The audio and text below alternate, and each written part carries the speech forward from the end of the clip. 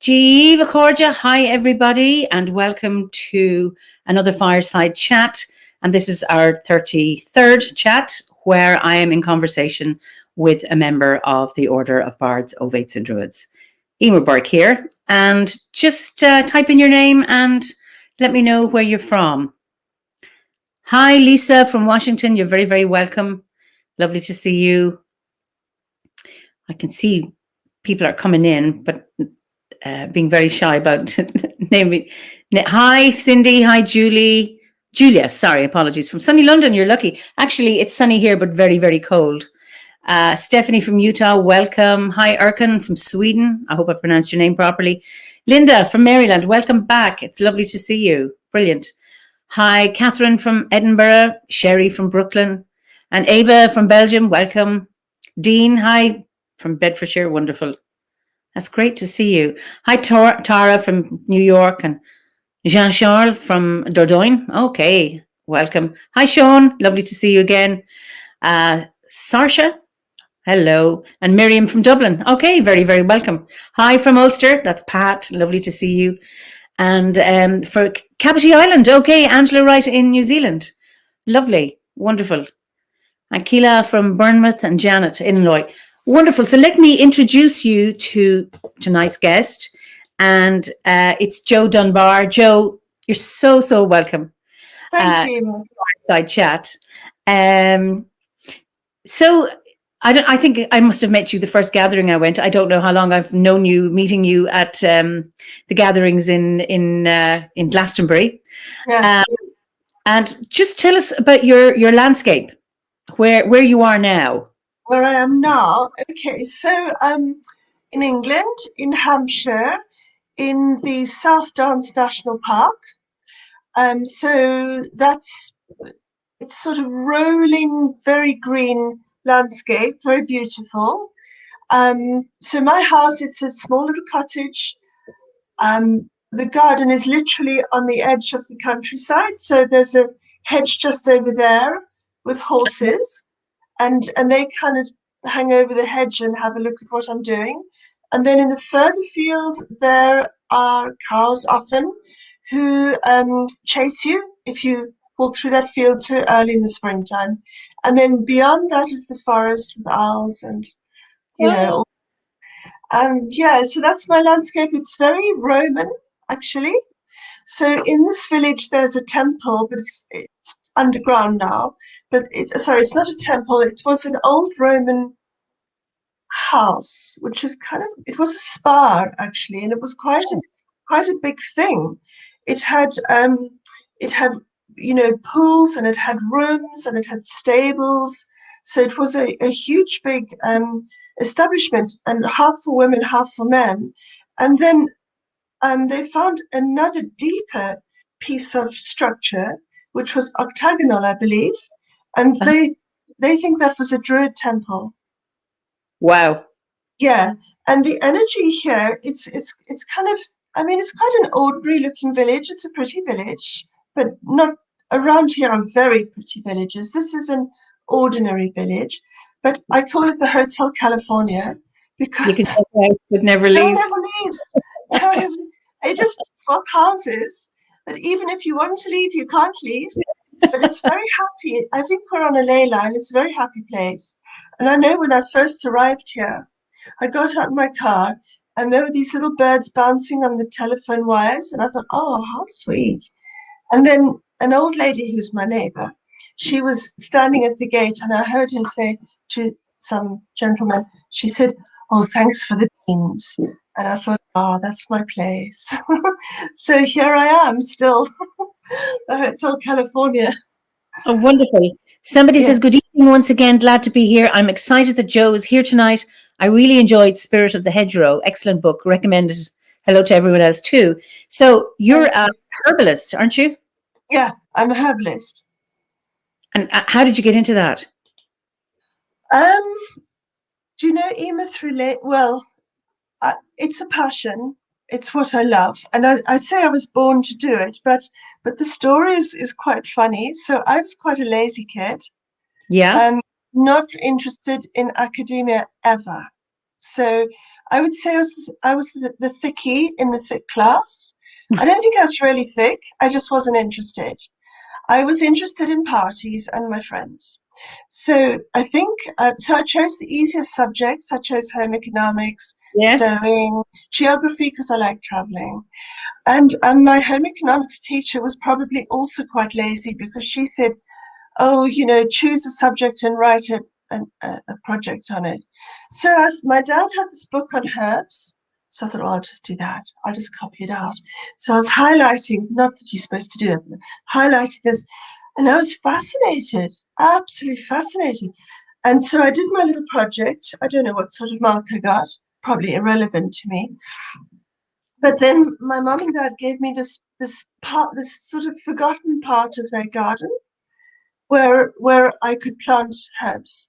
So I used to plant my little herbs, and then and the cats would come, and it was like a really special space. I loved it, and I decided that I was going to be a herbalist. This is in South Africa. Yeah, I In was going the to ask where you were brought up. Where in yeah, South Africa? Town, Cape Where? Town, Cape Okay, Town, beautiful Cape place. Town. Yeah. Yeah. So South Africa in the 80s, England was a very wonderful, far away, terribly expensive place. And Mhm. I thought I wanted to work with herbs. Well, it didn't occur to me I could be a herbalist. That was a medieval concept. So it didn't occur to me. But I decided that I was going to grow herbs. I was going to have a farm. How I thought I was going to afford the farm, I've no idea. Who I thought I was growing the herbs for, I've no idea. But that's it. And then through honestly unbelievable serendipity, I went backpacking. I didn't want to come to England, but I ended up in England, found it wasn't, I had this idea it was like Jack the Ripper land. I don't know why. I just had this idea of those under the railway tracks, there's arches with the fog. And I Yes. didn't want to come here at all. And I got here and I thought, oh gosh, it's sunny. It's really nice. It's really nice here. And then I ended up going up to Scotland to work, and I fell asleep on the coach, and I woke up and it was snowing, and there was a rabbit. I'd never seen snow, really. I'd seen it on a film. So there was snow and there was a rabbit. I thought I could have been on Mars, really. So, but anyway, I ended up, I was the head gardener for one of Capability Brown's great estates, because I became a horticulturist in my Ah, in my decision to grow herbs. But I branched off and got into designing, garden design and landscape design. So I was the head gardener for this huge Heveningham Hall up in Suffolk, and my boss John got me to meet Kim Wilkie, who's a very famous landscape architect, and they told me to go all around the country looking at all these wonderful gardens to draw inspiration for the garden that I was in charge of. Wasn't that nice? And lovely one job. day, I know. So one day I'm driving through London, and I see, oh, the Chelsea Flower Show. I had no idea you have to book tickets months in advance. And there was a parking space. So I pull up, park my car, right there. And I get out and I go there, and someone says, would you like my ticket? And I said, oh, yes, thank you. Thinking that'll be quite interesting. In I go. And then to the left, there's the National Institute of Medical Herbalists. And that was it. That was, Ah, I just light bulb. switched allegiance from designing to herbal. And they do a course, a 1 year course for lay people and a 4 year course. And I thought, well, I'll do the 4 year course. Even though my visa said I couldn't stay, I thought, well, I'll just do the 4 year. See, but it was only when I passed third year that it occurred to me I'd be a herbalist. Never thought I'd be one, you know. Yeah, so that's how it is. And I love it. It's all I've ever done. Even when I qualified, as soon as I qualified, my husband and I divorced. So I suddenly had no home, no nothing. And it didn't occur to me, I didn't know that you don't earn a living as a herbalist. So I suddenly had nothing, and I had to earn a living. So I did. I cracked on with it, and I've always earned my living as a herbalist. So that's how it is. Yeah. And it's lovely. I've been a herbalist 22 years now. I love Wow. it. And Mm. do you grow your own herbs, or do you buy tinctures or herbs from other companies, or? Both. So I love to grow my own herbs just there. Yeah. It's my herb garden. So I grow and harvest about 33% of my herbs. Okay. And some of them, like say valerian, because Yeah. everyone's so start, I would need a farm. Yeah. You know, Yeah. there's I use so much. And others, because people are also so burnt out, there's a class of herbs called adaptogenics. These are the Yeah. ones that give strength. And they come from all over the world. Siberian ginseng, ashwagandha, Sutherlandia. I don't use Panax anymore, it's too expensive, but maca from South America. So Yeah. they're so valuable and so useful for us. Rhodiola, Yeah. Schizandra, all from all over the world. So those are buy-in. But as much as possible, I harvest here and in the hills around. I can, harvest and use. So it's just nice. So my summers are busy from about now right till October. I'm Wow. practicing, I'm writing, I'm harvesting, manufacturing, pressing. It's busy, but nice, but busy. And druiding as well. It's wonderful because I studied herbalism, and I was working as a herbalist for a while, and then I stopped, and I'd kind of lost touch with my herbs. And then with COVID, with the first lockdown, Yeah. I went back again, and so I made lots of tinctures, and I've started again to make for one friend to make some who's too busy to make her own. So I've harvested dandelion and meadowsweet, and I just loved it. I was chopping the meadowsweet, and there's just the smell of wintergreen. And I was like, even just smelling it, I could feel so well and so good. It was just pure magic. And of the ones you listed, the only one I have growing is rhodiola. And the Irish name Hold on. is Los an Leach, the hero's herb or the warrior's herb. Really? Isn't that interesting? I didn't know you were a herbalist, Eimear. Yeah. Well, Multi-talented. it's now just for myself. So, if I need something, somebody said, could you please repeat the National Institute that you said? The National Institute of Medical Herbalists. But they don't train you, but you can find training on their website. Okay. Just delighted to hear that Jo's Eimear's guest this evening, having just come in from 2 hours working in our herb garden. That's from Anne Beer. And then there's Donica O'Dear. What would you ask? Quick question. What would you ask? I'm sure I'm going to ask you, what would you use hawthorn for? Oh, the heart. Hawthorn for the heart. Yeah. All levels of the heart, the physical, the emotional, and the spiritual heart. And the love, broken heart, cardiac failure, blood pressure. Yeah. It's a brilliant herb. Mine, I'm not ready to harvest my flowers yet, but it's pure magic. Yeah. Yeah. I even thought of using it for someone today who's she was in she's got post-traumatic stress disorder, but a lot of it comes from emotional pain of the heart. I asked about her heart, she burst into tears, and she's exhausted, she's got ME. And I thought even then to use it as a strengthening herb, not necessarily, I mean, for her heart, but for the effect of her pain in her heart for her whole body, and her whole being. Okay, and he's back again. What way would you make it? So do you make it like vodka tinctures, or do you make tea tinctures, or how do you do it? Use vinegar or what? All of these. So tincture, you collect the leaf and the flower and the berry, because it's nice to have all. Put it in can you see behind me the little kiln jars? There. Yes. Wow. Yeah. Okay, let me get one. This is ginger here, but you can do the same. These jars that everybody knows, these Yeah. and you just pop the herb in there and top it up with vodka, brandy, or gin, or whatever your favorite. But if you don't take alcohol, you can use apple cider vinegar. It's a really good option. It is. So good for you. Yeah, so that's a great option. Or tea. Yeah. It's wonderful. Or do you use glycerin to make it glycerin? I use glycerin as well. Yeah. I hate it. It's disgusting. It's like Sweet. Yeah, that yeah. really, it makes me quite ill. It's a bit like snot going down the back of your throat. And the kids love it because it's sweet, so they don't care. But for me, I find it disgusting. That is an option.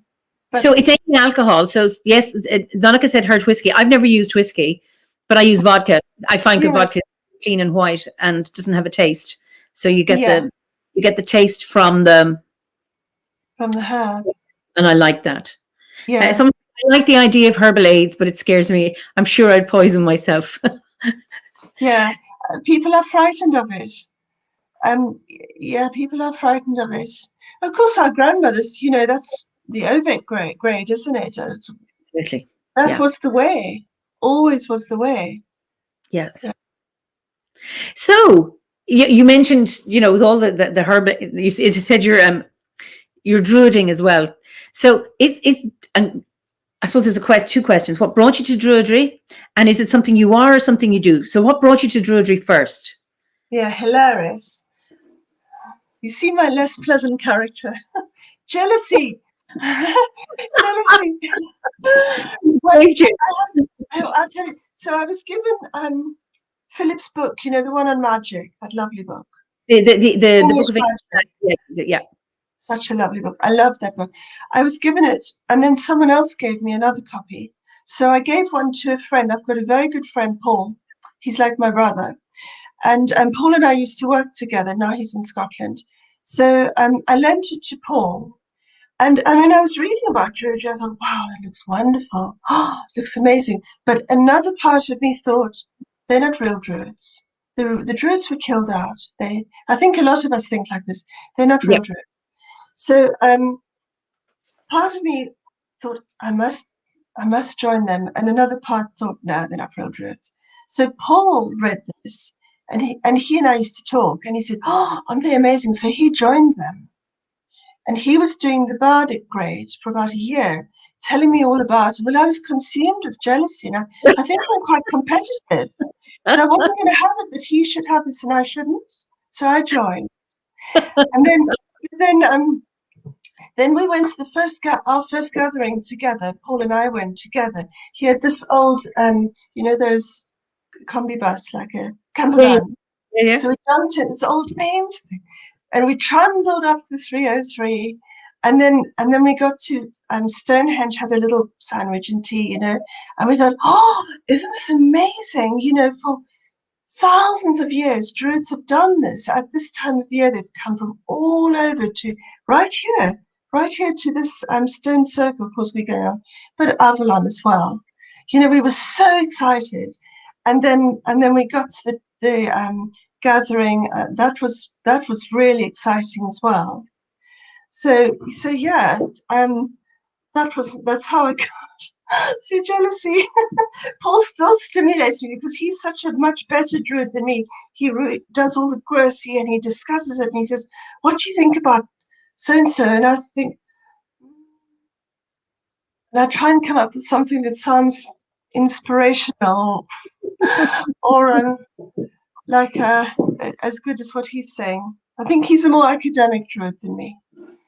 Well, that's an interesting thing because I think that's what's lovely about the order and the grades, that I think there's a niche for everybody.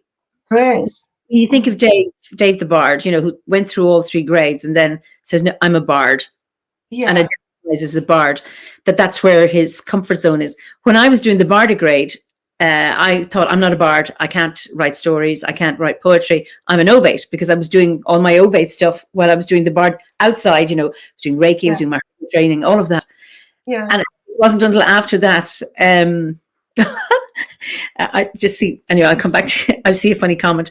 That by the time I finished my bardic grade, that's when I started telling stories.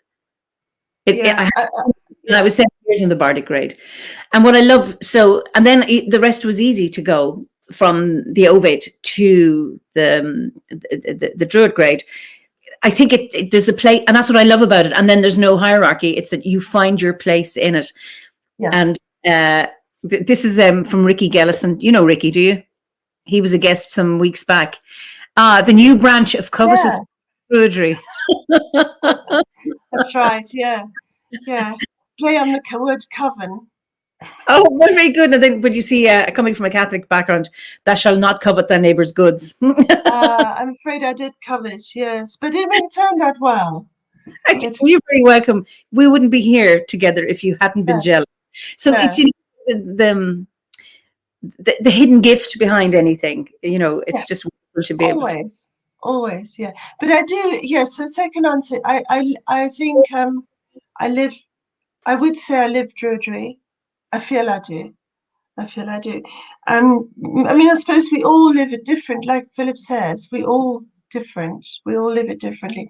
Mine is, of course, a lot about the plants and the meaning behind the OM, you know, and all that. That's very much part of my life. But also, I definitely feel, without a doubt, that the goddess works through the plants to us. Mhm. And I definitely feel the plants talk to me with my patients. You know, like for instance, today vervain wanted to Yeah. be very much. And then I don't know about animals. I love animals. I think they're more evolved than us, but I'm not sure if that's Druidry or not. So I don't know if but I think I live it more than I don't so much do it. I feel You are it. Yeah, yeah. It's within part you. of the land. Yeah. We have, I've said this, so people have heard myself say this before. In Irish, we'll say, Drí atá anam, which is I am a druid, but it means druid is in me. Yeah. Well, do you know, long ago, Eimear, I'd forgotten this actually. Long before I came across Philip's book, I could kind of smell Druidry, funnily enough, and I could see this long hedgerow, and it was like a waft of mist, like a tendril of like a smell. You know, when you smell a roast chicken from next door, that kind of Yes, yes. waft, and I had to follow that hedge in my head, following that tendril of until Druidry actually materialized into this. I'd forgotten all that. I felt the ancient druids of this land long before I actually found OBOD. So maybe OBOD found me, I don't know. It's interesting, that notion of something finding you when you're ready. Yeah, it's true. It's true. I do love it though. It's the one that's, of all the spiritual paths that I've looked at and pursued, it's the one that sits comfortably because it's nature. Yeah. Yeah. I do think that's the most important thing, nature and love. And love. Well, yes, they certainly go hand in hand. Do you where do you find Awen or Imas? Do you experience it? Well, not talking. I don't think I'm a performer at all. I do it because I must sometimes. And I've learned through Druidry, you put your shyness over there and you just do it. But writing is, I love that.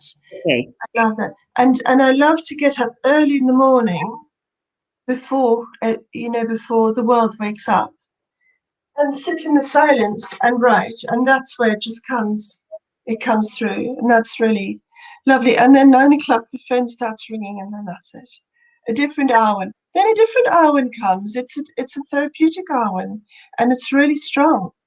That's when the plants start talking, and of course, with herbal medicine, I'm sure, I know you're a psychotherapist, but I don't know if you practice as a herbalist, but their heart comes out in the conversation, and you have to respond to that.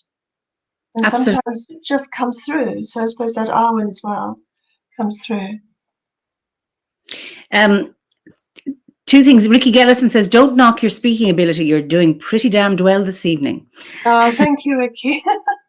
Thank And you. John King, it's an interesting. He said, "Buddhism sorted out my head. Druidry has sorted out my heart." I really Yeah, like that. mine too, John. Did me too. That is so, so, so beautiful. Yeah. So that, I suppose, comes to my next question. When has Druidry supported you? in your life? Well, I mean, that's a big question, isn't it? Mm-hmm. So when? Well, okay. Well, I'll have to tell you then. Um, Wish to. oh, my secret's coming out. When, I mean, I joined Druidry, fine, and I was with someone, but it wasn't a good relationship, and that went on for a long time. And then we went on this holiday, which was a disaster, motorbiking across Spain and the Pyrenees and the Alps. And I thought it was a dust. I have to own this. I thought it was awful, and the relationship ended. And I was kind of a wreck for quite a long time inside. I mean, I'd smile with my mouth. I'd stretch my mouth, but I didn't smile I'm not smiling like, I didn't smile like this. I thought I'd never smile again. And then it's such a long story. Cut it short. It's such a long story. So I met Adrian, which is a long story. And it sort of feels like we both helped each other's hearts. Like I've helped his physical heart, he's helped my other heart. So in that way, but Adrian, of course, is huge in my life. But there are other parts of Druidry. It's such a beautiful community, And I remember Philip once saying at one of the gatherings, hi, Brian, did you come here? Did you come here for spiritual development or to learn something or just to hang out with your friends? And I thought, well, Philip, just to hang out with my friends, actually. And then I thought, I'm so shallow. But I'm not. I don't think so, Eimear, because there is nothing. I cannot think of anything more important than sharing love and joy. It raises the vibration of the world and of everyone. So Druidry is supported. I've got these gorgeous friends, all these love, the Grove, the Whitehorse Camp people, you, Aid, of course, and his family, and then the beautiful teachings that we've learned, which makes nature and connection with nature richer. It supports us in every way, Druidry. And also when I travel to Africa, because of course that's where I'm from. Yes. Because our magic and their magic is like that. Yes. And I love meeting the local guys, because I wear one of Adrian's OMs.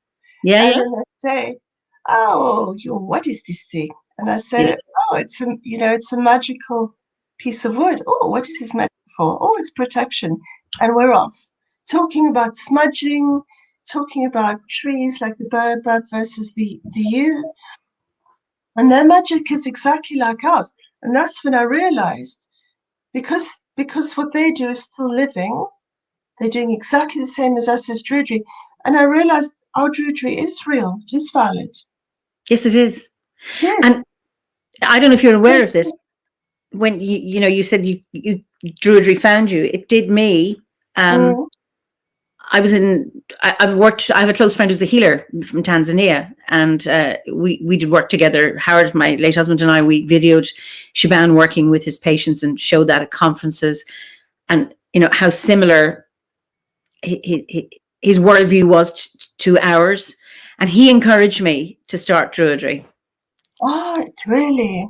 Yeah, I remember doing my first. I started in August. And I got the autumn equinox ritual book, and Howard, Shaban, and I were doing a workshop here in Kilkenny, and there was the autumn equinox weekend, and I said, "Oh, I have a ritual book. Maybe we'll do it. We'll do an autumn equinox ritual," and we did. And he said, "You've been given a key," because I knew I was going to get one for every 7 more of them. He said, "Use it, and you use it in this place, and you will raise the energy here. And if you don't use this key, the lock will get rusty." And he gave me permission. Like, I felt I was 10 minutes in OBOD, and here I am running a ritual, not knowing my east from my west, but it was like, just do it. And was that connection. And I've had a number of initiations with Tanzanian healers. So I've gone back over, because I taught every year there for 20 years. And each year go with Shaban and Howard, meet different healers and have wonderful experiences and sharing. Yeah. I really like, when you say that that Druidry is real, because I've been teaching in a development study center. I see Fran Brady. Hi, Fran, a former student of mine from way, way back. Really surprised to see you. You're very, very welcome. And I talk about human development from an Indigenous perspective, a modern perspective, and people say, "Oh, yes, but in the real world," and this is all, and I would say, but this is my real world. I live in this world. And no, we forget we're weird. That's right. And so it's interesting. Somebody else has said, this is from Pat, actually, Druid friends and the way we do community are part of my spiritual development. And that was something I was going to say, when Philip gave you the 3 options, hanging out with your friends can be really spiritual and you can really learn from it. Yeah. When you're sharing a ceremony, being with Druids has helped me to break so many toxic patterns and damaged mindsets. It's so lovely to hear that, Pat. And then she says another one, and she also showed me a way of being with people which just didn't exist in my normal life, based on the assumption that everyone was a good person and we should make the best of them, not the worst. Pat was my first Fireside guest. Saw her interview. Yeah, and then she's interviewed me.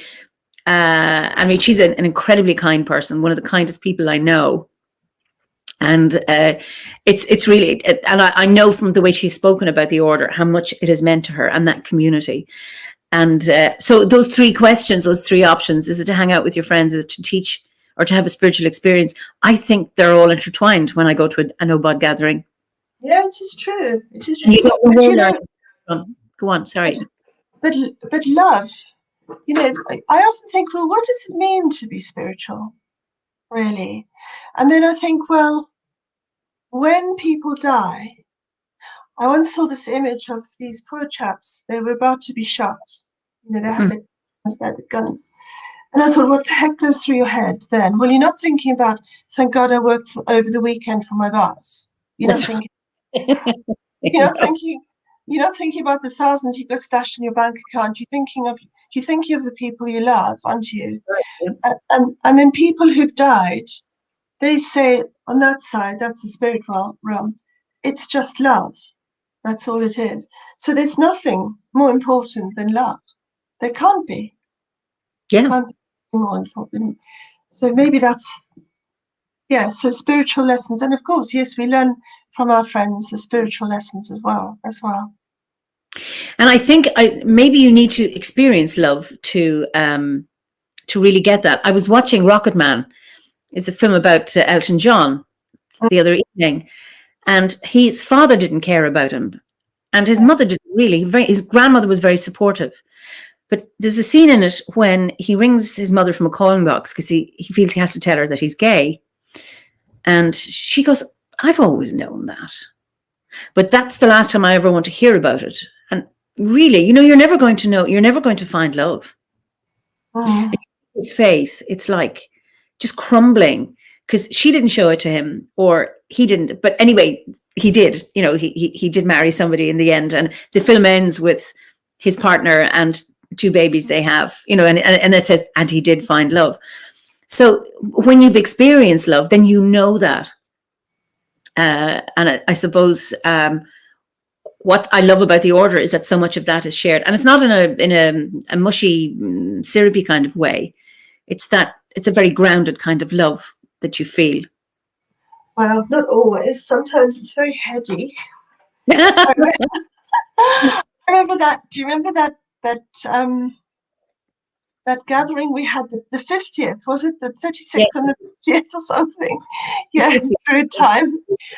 There were 200 overexcited Druids in Glastonbury, and I was and there was some mead as well, wasn't there? And we were all drinking mead and champagne. It was 400 Druids. 400 of us. 400. Yeah, it was 400. Yes. And that wonderful mead with these barrels, not quite barrels, but these huge kegs, although plastic, but with a tap. Oh, it was delicious. Was delicious. A wonderful, absolute, and made me especially for the gathering. It was absolutely so lovely. And well, I don't know about anyone else, but I was absolutely dizzy with just joy, absolute unadulterated joy. bouncing around with all these lovely people. Wasn't grounded at all.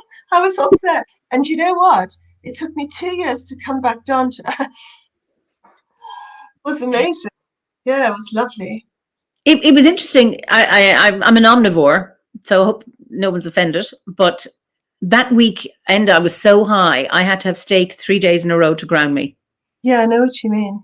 Yeah. I really, and that was on the ceremonies. It was just so high. I was totally high. I was so high. That's how I met Adrian. Because Marion and Sean thought that I was drunk, but I wasn't. I was just totally excited. And they said, well, Ed must drive you home. And I was terrified of him. I did rather like him. I did like him, but I didn't really think that I was terrified of him. So I went from going, and they gently frog marched me off the premises to my car. And then Ed took and I said, no, honestly, I'm fine. I can drive. And he said, I'll just take you. Anyway, so I went from to, oh my God. But then the next day he came up to me and he said, I've left my wand in your car. And I thought, oh my God, what universe have I landed in where a man leaves a wand in your car? And I just thought, this was amazing.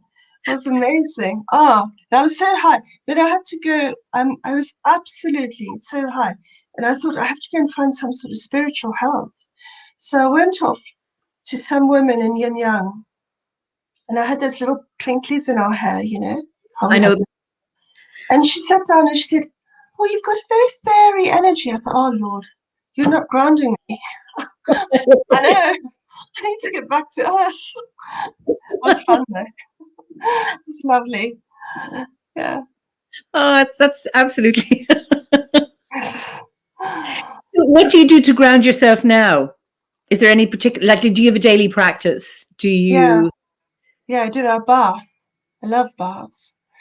But in my bath, it's my favorite time of the day. Oh, I get to my bath, put in all my beautiful oils, and lie there. Oh, we've done, you know, because my day's quite busy, so I'm frantically. I can never. My neighbours always think they don't think I'm rude, but they've always want to talk, but I didn't have time, so I try and talk, but I always say, awfully sorry, I've really got to rush, and they say, oh, you're always in a hurry. Yeah, I know, because I've got loads to do. So I'm like tearing around my day, and then I get home. I know you were probably hoping I'd say meditate or something. No, what I love is to hear what people do. I get into my bath. I love that. And my life's too busy to have my own dog, which is really sad for me. But my neighbour's got a dog who I adore. So I go and visit Bramble quite often. Oh, lovely. I love her. And then the horses, if they'll come and talk to me, I talk to the horses. Go for a walk often, but sometimes I'm too tired, to be honest, to go for a walk. Yeah, so that's it. Because the question is a very important question for me, because it's we can sometimes have notions as to, you know, what does a good druid do, or a good, you know, holy druid, if I'm teasing about the holy bit, but that a practice. And I wasn't expecting, I didn't have any expectation about what you would say. And I just I don't have a horse, but I love horses. And I met one recently, and I just, call Mrs. Murphy, a traveler's horse. And it was just beautifully groomed. Oh God, she was stunning. Just beautiful. I had a dog, but I'm not able to look after animals at the moment because, well, I used to be traveling, or I thought I would be traveling. But the groundingness of animals, they keep you, they're very, very settling and very, very calming. Any animals that you have an affinity with. I think it's beautiful. And to be able to walk, and you can, and have a bath. And that's all about self-care. I like self-care. Yeah. A long time ago, I decided there are too many nasty things in the world. They need to be offset by kind things. So I do a lot of kind things, you know. And I think that's good. We should look after ourselves. How can you look after others if you haven't looked after yourself? You can't. No, absolutely. And I used to be a nurse, and nurses are really bad at it, because our training was always think of the other. You know, this could be your mother, your brother, your father, your sister, and you look after them. And there was never a mention of self-care. Yeah. And the idea that if you took a sick day, you had statutory sick days. So maybe people in civil service take them off. Oh, I'm entitled to 10 days, so I'll take a sick day. You could not do that. The notion that you would ever think of yourself. And then I went into psychology, and the challenge was, what are you doing saving the world? What's this about you and your rescue? You're on you have this mission to save the world. What about you and sorting your own stuff out? So as a psychologist, as a psychotherapist, it's very, very, very, very important that self-care is right in there, I think so, because if you're empty, you're not giving your best at all. Can't. You just have nothing to give. But when you're kind to yourself, it bubbles over, doesn't it? Oh, absolutely, absolutely. And part of Druidry is being of service. And you can't be really of service unless you are of service. You start with yourself first. I mean, I think many practices, you start with the self, and that's not a selfishness. It's not taking care of the self at the expense of somebody else, but it's about being able to. Somebody says it's so hard to be able to relax without feeling guilty. My therapist years ago told me this was about saying no. And she said, there was a big person in my life that I needed to say no to, but I couldn't without guilt. And she said, what'll happen? Well, the sky will fall in. And what else will happen? Well, I'll feel so guilty. And she said, say no, stew in the guilt, and the guilt will pass. And I thought, oh, no. I did it. And guess what? I felt guilty. I stewed in it, and it passed. And it was the most empowering thing. And there's something around making a decision to, I am going to allow this. Let the guilt pass. It'll pass. Because you're a better person at the end of it, when you've relaxed and taken care of yourself. It's huge. Well, the thing is, if you don't, you really become a martyr. And if you're tired and exhausted, you can't help feeling a bit resentful or a little sorry for yourself.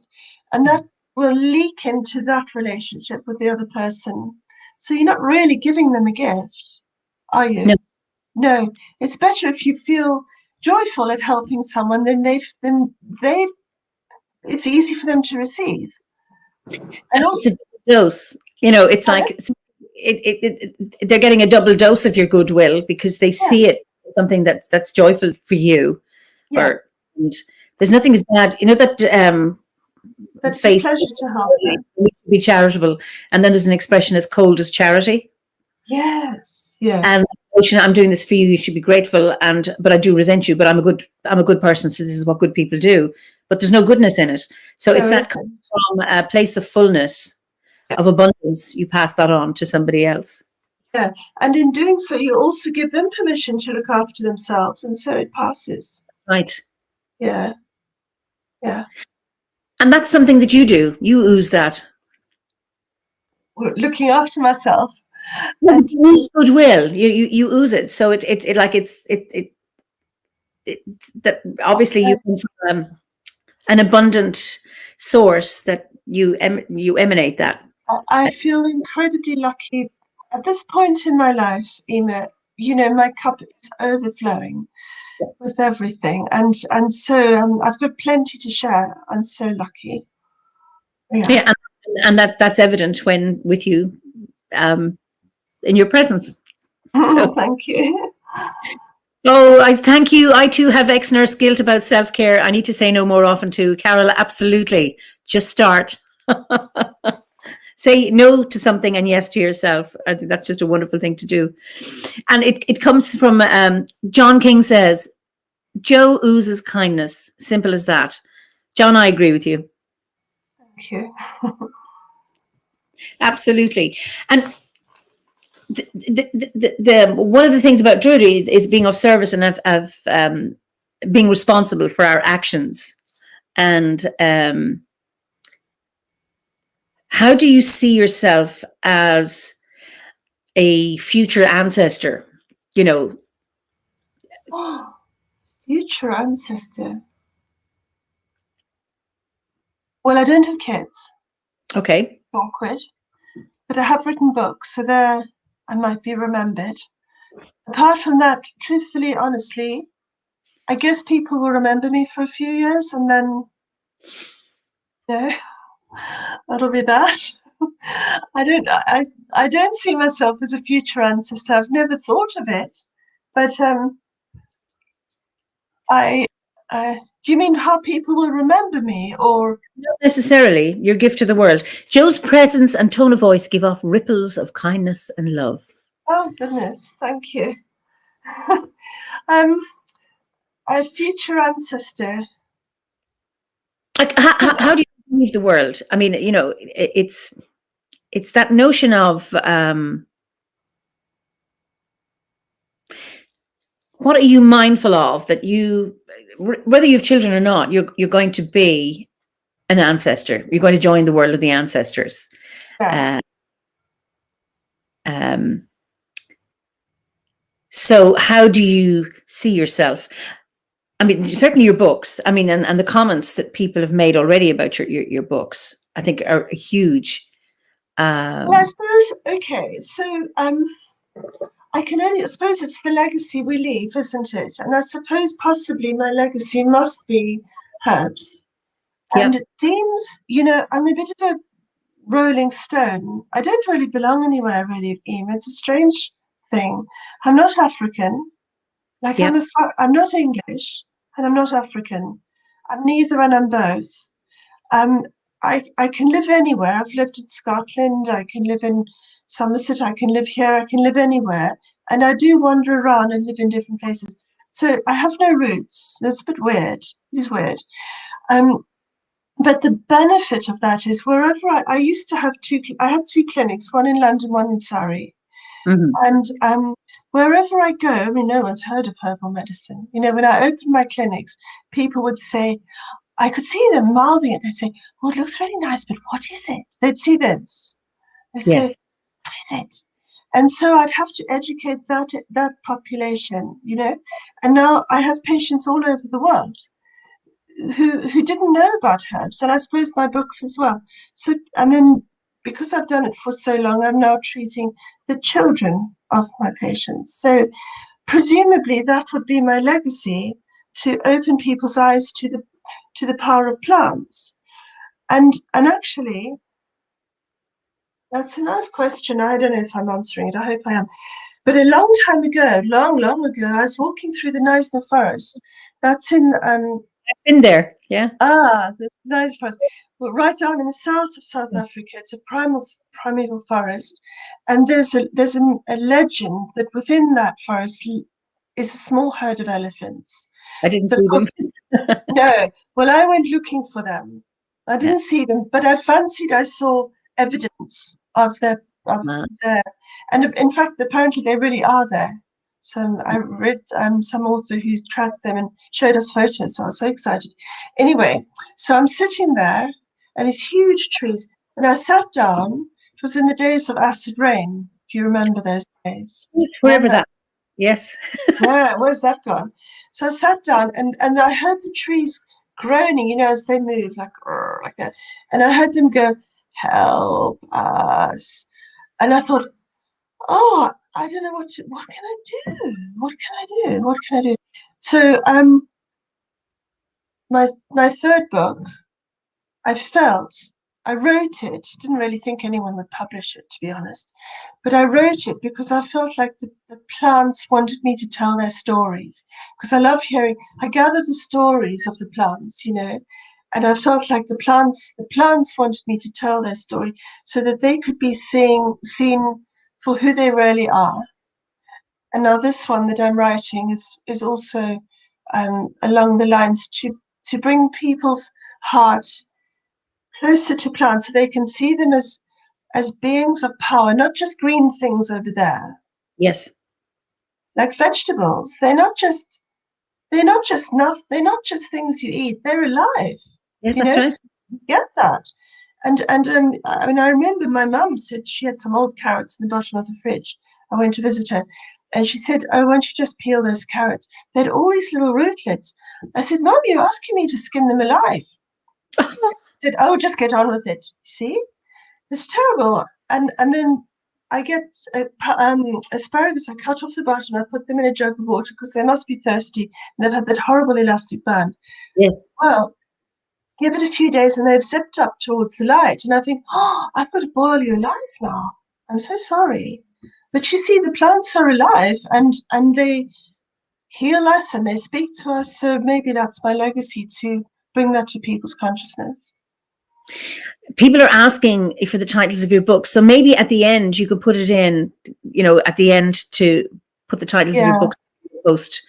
Pat Booker says, every good thing you do that changes someone or helps the world is your ancestral legacy. Every hurt that could have cascaded onto others that you have stopped in its tracks is a gift to the world. And it's so beautiful, Pat. Yeah, it is beautiful. And it's interesting because, I mean, this time in our evolution, I mean, you must be doing it. A lot of people are healers where there's this ancestral alcoholism or abuse. People are coming to you, particularly people like you, to stop. They're the ancestors, stop. We don't do it anymore. There's a lot of that healing going on now, isn't there? Oh, absolutely. And I mean, I think unless we look to that, looking at ancestral patterns, and we continue the whole thing. Yeah. It is just to go back. Poppy says, I definitely identify with Jo not belonging anywhere and being able to live everywhere. Howard, my husband, was born in Wales and his mother was Scottish and his father was Irish. He was a Campbell, so he was an Irish Campbell. His mother was Scottish and he was brought up in England with no hometown, lots of towns in the north of England. And when he lived in Scotland, they thought he was English. And when he lived in Ireland, they thought he was Scottish. Yeah. And he said he was an outsider. But what was really interesting was that he could live anywhere. Yeah. But he said that the best place for him in the end was Ireland. So he lived his last, I can't remember. We were 18.5 years together. So 19 years in Ireland. So, but that wonderful being neither one or the other, or being both of, or a mixture of things. If you can take the best, then it allows you to put roots down in different places, and you can find that. Yeah, it can be a bit lonely, when like, if I go home and my sister said, you English, and I think, oh no, but I'm not, but I am actually English now, I suppose. But I mean, for me, it's strange. I feel like my heart belongs to England and my soul belongs to Africa. Split, schizophrenic. But we can bring it together. And the Druidry, through the Druidry, it comes together beautifully. Really. When I started going back to Africa, I went to Africa in the early 80s in Kenya, and I lived in a desert in the north of Kenya. And then the late 80s, early 90s, I was in Lesotho, which is surrounded by South Africa, and then started going to Africa and teaching there in 1995. And I joined the order in 2003. So I had met Shaban, my healer friend, and I thought, this is where my soul is. Having lived in 3 different African countries and traveled to others, and just thought, I just love it. Just absolutely. It's my continent. And then I joined the order. And so I was still going to Africa, and I started going at Imulk time. So doing Imulk ceremonies in February. And I thought, this is really strange. But what I discovered was that the more I got into Druidry, the deeper my roots got here in Ireland. So I'd go to Africa, have a wonderful time, lovely connection. But what was happening, everything was getting deeper here. So wherever I traveled, my roots were getting deeper and deeper and deeper here. So I don't think I can ever leave here. I can travel and move a little bit, and I live in Kilkenny, which is adopted me. I'm not from here. That's really fascinating. And Druidry did that to me, or for me. That's the thing. Druidry, in Africa, I feel, and I love it, and I love to talk to the people and share, but I'm not them.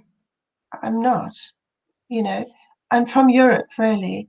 But in here, it's European, although it's exactly the same, or so very similar. In fact, I think all over the world, this sort of indigenous spirituality is so very similar. Absolutely. But here, there is a sense of belonging, like, this is what we do in England, and there's the circles and the stones and the sacred places. We're very, very lucky here in the British Isles to have all that. Oh. It's a magical island, or islands, magical, including Scottish Isles and Ireland. the British Isles magical. And there's a beautiful sense of, we belong here, very much so. Yeah. I'm so glad that you feel that sense of belonging. I mean, it's very, very important. So, and there are lots of comments about people, with their connection of plants. And I suppose if you can connect with plants wherever you are, you have a connection, because they're in the ground. I mean, they have their roots deeper than we have. We have the soles of our feet on the earth, and they're going right down in there. And it's really interesting to see how plants migrate to different places and how they find their home. I'm always amazed, with ivy, how tenacious it is and how it changes its face. I mean, the leaves are different shapes depending on where they are. Bramble, for example, how, I kind of have it's a greedy plant in my garden. So often I'm saying, not here, you can be over there. But it has an ability to put roots down anywhere. Yeah. And also plants are like your friends, because I remember once being in Madeira, walking in those mountains, and I saw a plant, and I just heard myself going, "Oh, you're here!" And I thought, "Oh, it's as if it was a friend of mine." But of course, they are friends of ours. But I was so happy to see it. And, oh, hello, you're here. And it was nice. I identify with that. Often I get that rush, going through the woods now. Actually, cowslips. You have cowslips. Okay. Well, they were everywhere when I was a child, and I love the Irish name. It's Banya Bo Blasta. It's I think it's almost like the sweet cow's milk. It's we call it cowslip, but Banya is milk, and Bo Blasta is the tasty cow, or it's the milk's cow, the tasty milk's cow, cow's milk. Sorry, but and then for cow's tasty milk. Yeah, something like that, and then they disappeared, and I have just a few little patches. But now I'm noticing when they've done roadworks and they have grassy banks on either side, because the ground has been disturbed, they're popping up, and I find fabulous wildflowers from the past that had been lost because of maybe intensive farming and all that, but actually on the roadsides, on the sides of motorways, it's now having a space. And that's one of these paradoxes, that you have a motorway and so many people object to them for various reasons, and then when you look at what can grow on the banks, and native plants, wild plants that have haven't had a chance because of modern farming or modern gardening. I get so excited. It's like a little environmental sanctuary. Well, hardly a sanctuary, but like a reservoir, isn't it? Yeah, and you're driving by, so nobody's walking there, and those flowers are able to grow, and it's like carpets of them. It's just wonderful. So dandelion is another plant I love. The dandelion, beautiful. I love those. I love the verges, or the beautiful. I think they're the most beautiful of the garden. Just exquisite. I can't understand why people don't nick some of those and put them in their garden, or just have wildflower gardens, because they're so pretty. Oh, absolutely, and they take care of themselves. Yeah, absolutely. Okay, now, what would you say? I mean, you seem to have achieved so much. What would you say has been your greatest achievement? What are you most proud of? You're allowed. Well, I suppose being a herbalist and all that. Only one, which is a bit of a weird one. Probably learning to ride a horse. Yeah, because when I was young, I loved horses, loved them. I was so scared of them, and I wouldn't even give them an apple. I'd give them an apple because I loved them, but I'd throw it over there. And then when I was 24 and I was living in Scotland, I decided to sign up for riding lessons. It's quite late. And so I learned to ride and rode many places all around the world. I had a lovely time. But then later on, I did a course with Caroline Ingraham on healing with essential oils for horses. Oh, that was amazing. It was amazing. And there was this one moment where I worked with this mare. She was said to be a dominant mare. So I was in her stable. She was big. And she was sort of moved close, so you felt her presence. She wanted to make herself No. known. Yeah, I did all my things with her. And then there was this amazing moment where I think I had my hands up on her neck, and she was just staring down at me, and I was staring up at her for a long time, minutes and minutes. And she was, I think she was, her memories, because I could see her memories, it was weird. So we were in this reverie for ages and ages. It was absolutely exquisite. And her owner was sitting there, and her owner also said she felt that she was going through her memories. She was taken from her mum too young. Oh. Yeah, sort of, I don't think she was desperately sad. I think she'd had a good life, but there was nostalgia in her. But that was lovely. Yeah, that was really nice. So is that what I'm most proud of? Is that what you asked? Yeah. Yeah, I think that. Well, one of the things, that and my herbal stuff, traveling around the world, often on my own. I don't really think about the things I'm proud of, really. What, do you still ride? Do you get an opportunity to ride? Well, I always thought that I'd die every time I got on a horse. And then my friend Paul, who I mentioned before, he does cranial sacral work for horses, and he kind of brought to my mind um, about riding that maybe it wasn't in the horse's best interest. And then when I did this course with Caroline Ingraham, it came more to my mind that horses don't have any freedom at all. Mm-hmm. So they don't get to choose what they eat, or at what pace they move, or if they can browse along, or who they're with, or who they form friendships with and then are separated. They don't get to choose anything when they go for a ride, and even then how they ride or who rides them, nothing. And so that put me off riding them. Now I like wild horses. And Adrian did a very kind thing. We were in the Quantock Hills the other day, and beautiful place. It's like Tolkien-esque forest. It's just, Ooh. we're driving through and we're just going, oh, this is just amazing. And then there were these wild horses. So we wound down the window, and this horse came right over to the window and kissed me. So nice. That's And I good. said to Ed, I was just again in reverie, and I said, I love wild horses. And I told him why.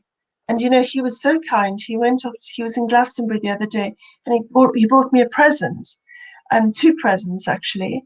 One was a picture of wild horses, which is like, oh, it's so sweet. And the other one was a little thing of Ganesh, because I love elephants. And Ganesh is the god of the elephants. And that's a story, actually. That's an amazing story. So I do question, are the gods real? Don't Yeah, know. yeah. Well, Adrian's got this grandson, Jack. He's really special little guy. And Jack tells a story, He's good at telling a story. So we're driving him home one night. Ed's in the back, Jack's in the front, because I had a Mini. Jack loves cars. I have a Mini. And Jack wanted to sit in the front, so Grampy had to get in the back. So Grampy in the back. Grampy in the back in a tiny Yeah. mini. And Jack said, now put your foot down, Joe, and show me what you can do. So anyway, we're driving along these country lanes, and Jack's telling me all about his spirit guides. And I'm going, oh, really, Jack? You know how you do. You humor a kid. Oh, gosh, Yeah. that's really interesting. And he said, and I've got a message for Grampy. And so he said, oh, what could it be? Oh, my spirit guides are very proud of you that you no longer drink. So we thought, well, that's good, but not exactly great news, because everyone knows about that. Yeah. And then he said, and I've got a message for you, Joe. And I said, what could it be, Jack? And he said, It's from a god. It's from an elephant in the sky. And I thought, Jack, you don't know about me and elephants. And he said, yes, there's an elephant in the sky and they love you very much. And it's a decorated, anyway, he described Ganesh, and I like Ganesh as my god because I want him to protect the elephants who are sold into captivity. Yeah. Ganesh is my god. And he knew that. And I thought, wow, maybe maybe they're not just archetypes. Maybe they're really there. Because Jack didn't know about that at all. And he picked up. That was amazing. Absolutely beautiful. Yeah. Absolutely. Yeah, that was amazing. Wow. What's been the biggest challenge you've overcome?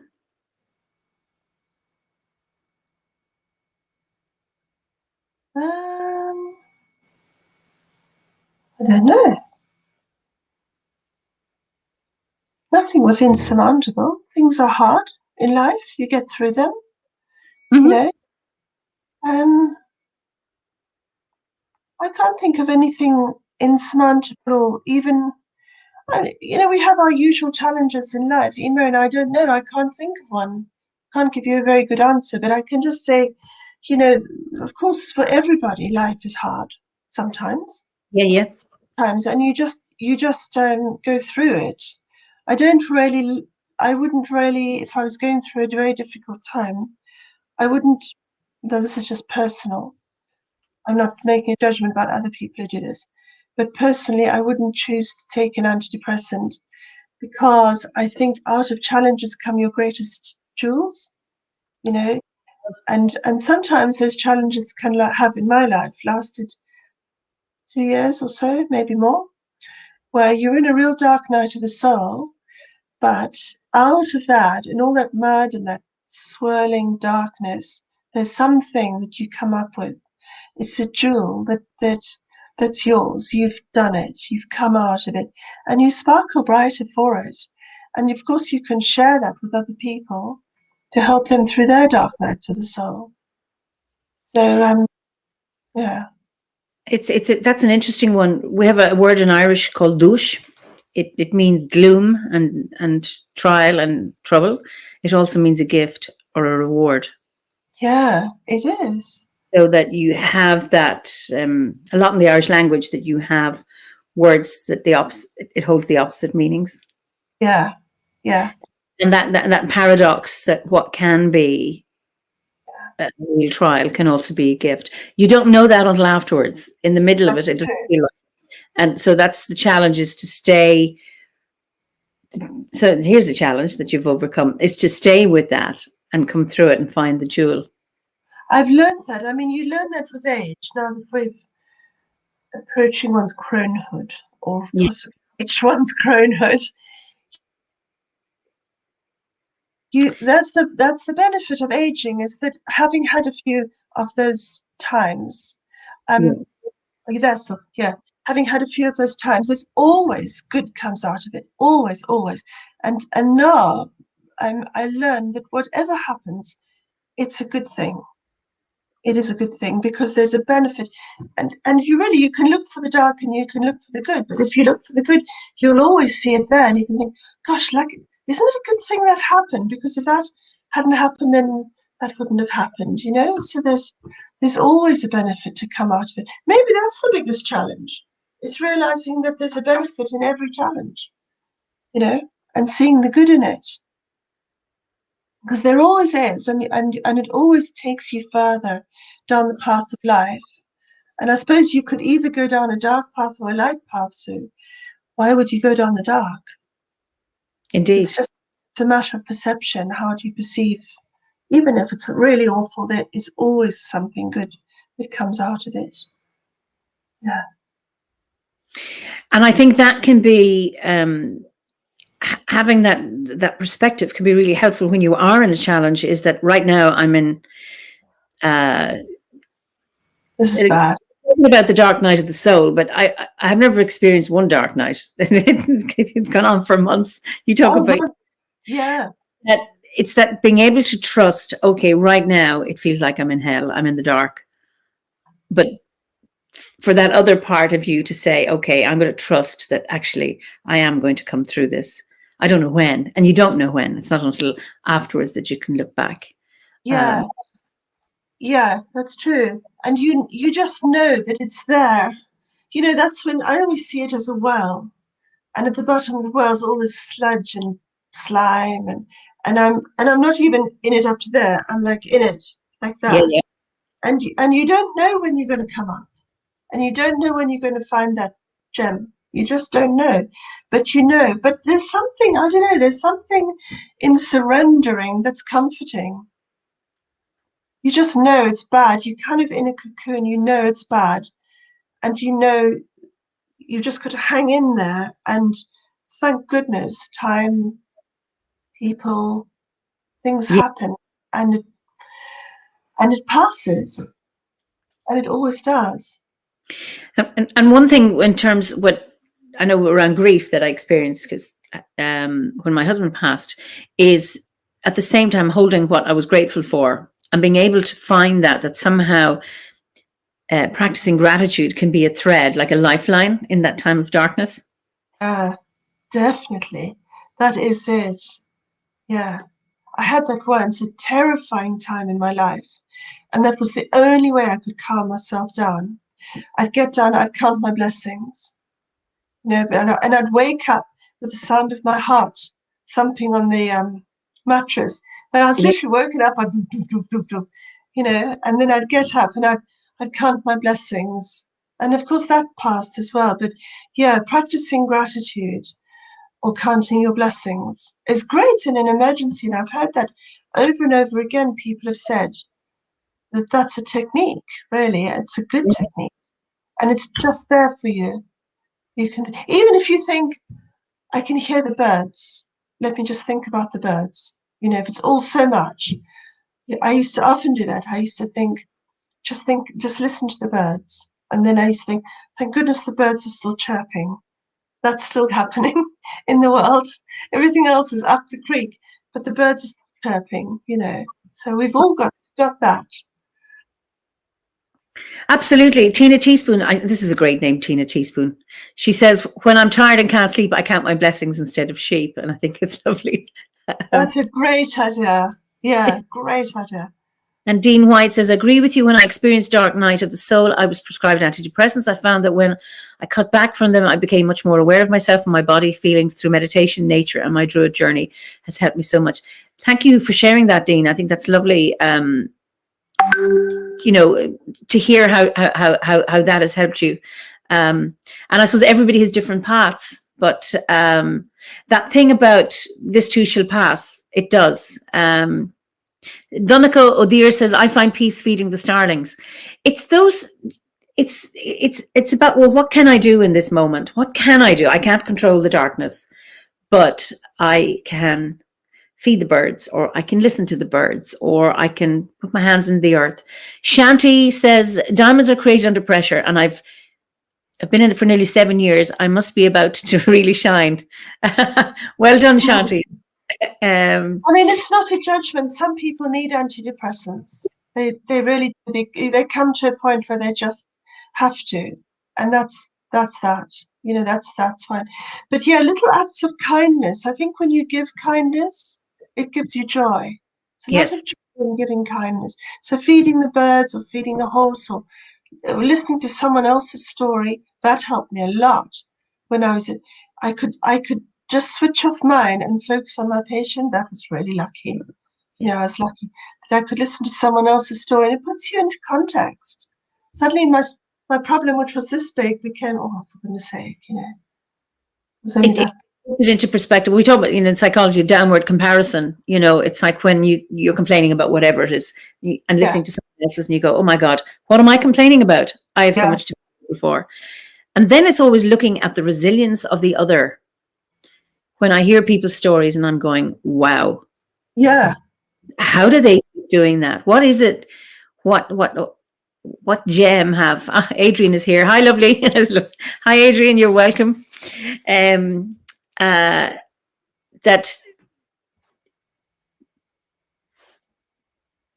recognizing that maybe we've I don't know if that in philosophy too. I don't know if you're comfortable with that. You've chosen this incarnation, and that it comes with it a set of trials, and like you chose the parents and the conditions in which you were born. The first time I came across with that, I said, "There's no way I chose my family. There's no way I chose to live this life," because when I first came, I wasn't particularly happy when I came across this notion, and now I know I did, and I find it's like, okay. It helps me. It's like that I know at some level I've chosen this. So now I'm going to meet this challenge. It's really hard, weird. And I think I'm going to fail, but I'm going to keep doing it anyway. So that it gives me some agency, some power. There's some little thing that I can do. And if it's just listening to the birds, and that's not just listening, because there's magic in listening to the birds. There is. But, robins nesting in my courtyard, and I can hear the little cheep, cheep, cheep of and then behind a stone wall, I know there are holes in the wall, and I know there are finches and things. At the very least, it's a very nice distraction. But you're right, Eimear, about being born, you making this choice. I've read quite a lot about people who've done into-life regression hypnotherapy. So it's not past life, but it's the between this life and that life in the spirit world. Where you make decisions. And there's a theory that our soul is there, and a part of your soul inhabits this body, but the other part is up there. And that must be, well, that's got the wisdom of the universe. So our little world here, it's like the candle in the dark. We can only see a little bit of the whole picture. We don't know why we have this suffering, if we do, which we all do. We all have suffering.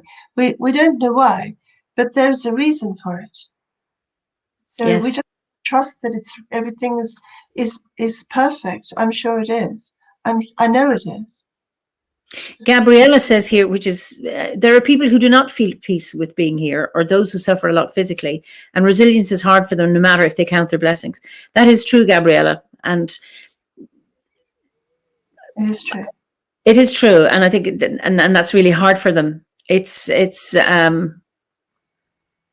There's a part, if anyone can find some kind of little lifeline to help them through, but I think we have to find that ourselves. Yeah, everyone's, I talk about mine, the birds, but of course everyone's got their own way. Some people choose not such healthy options, like someone I spoke to today who has terrible pain, emotional and physical, and she admits she drinks too much. Well, at this point, I suppose perhaps it helps her, but she knows she can't carry on with that.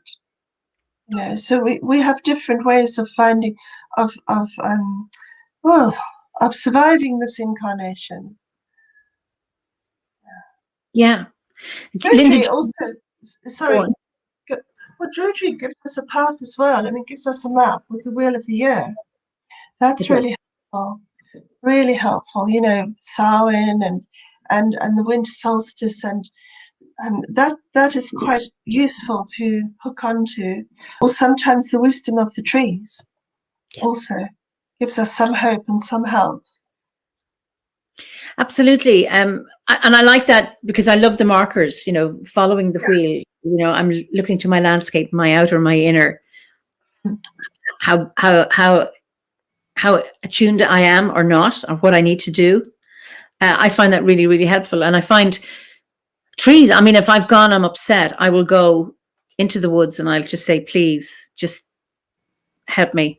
Yeah. And I find that I've gone in angry, feeling toxic because I've had a difficult interaction with somebody, and I'm raging frustration. I want to screech like a cailleach, and then I come out of the trees refreshed. And that's amazing, isn't it? What nature does.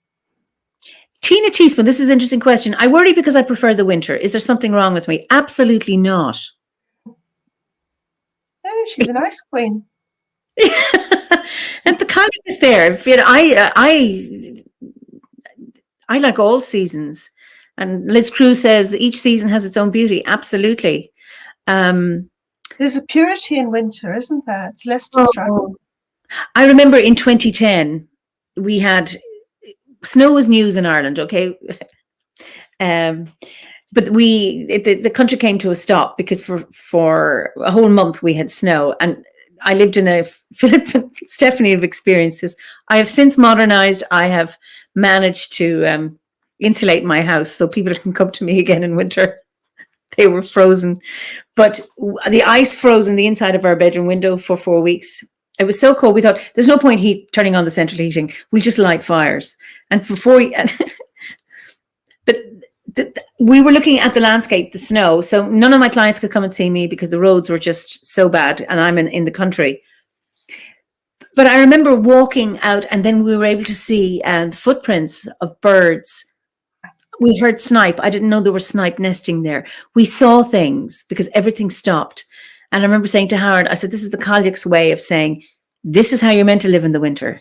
Enjoy this, go within, feel the magic and that purity. You know, when you smell that cold snow, and you know the sound of snow, that stillness, that is pure magic. And I rarely, I've only experienced that a few times because we don't get enough snow. So I had a really interesting thing here one winter. We had a hard winter here, well, you know, for the south of England. Same. And normally, because I feed the birds, so I watch them from my office. It's like a bird hide. And very often you've got one bird eating and then another bird going, you know, because he wants to get in there. But when it was really heavily snowing, I put some bird seed out and they all shared. There was no squabbling. You know, it was a lovely observation. Yeah, in the hardest of hard times, we share. And when things are easy, we can squabble a bit. Yeah, it was quite interesting. And I suppose that is such an adaptive mechanism because it's in time of hardship. We will survive through cooperation. Yeah, exactly. Rather than competition. Competition doesn't work in times of hardship. Not really, no. Oh, I love that. There was something around Linda Jones said, we were talking about opportunities. I thought it was interesting. Where is she? I believe I've ticked every box of what I want to experience in this life.